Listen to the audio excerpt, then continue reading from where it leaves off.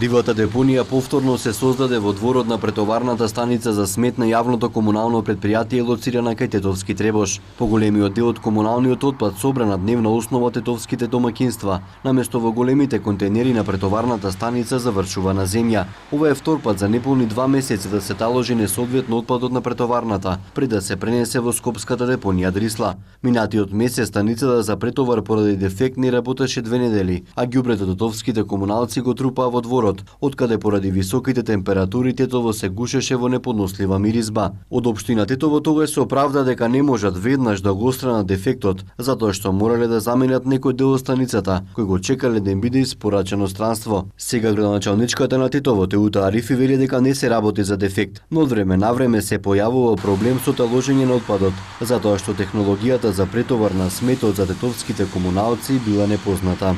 Значи, според наши информации, тие работат регуларно. Сме имали ситуации кога поради дефекти, например, требало да се чека цел ден и да се заврши работата, например, во текот на ноќта, но во принцип го имаме предвид фактот дека тоа функционира добро, со добра динамика и немаме поголеми проблеми околу тоа, освен нормалните проблеми со одржувањето на технологијата која е нова исто така и за нас. Претоварната станица за смет започна да функционира пред 7 месеци, откако дивата депонија на влезот од Тетово, каде комуналците без никакви стандарди го претовараа сметот, беше целосно исчистена со финансиска помош од централната власт. Градоначалничката на Тетово Арифи рече дека оваа станица е привремена, а се работи на решение за изградба на нова, каде освен претовар ќе се врши рециклирање на отпадот.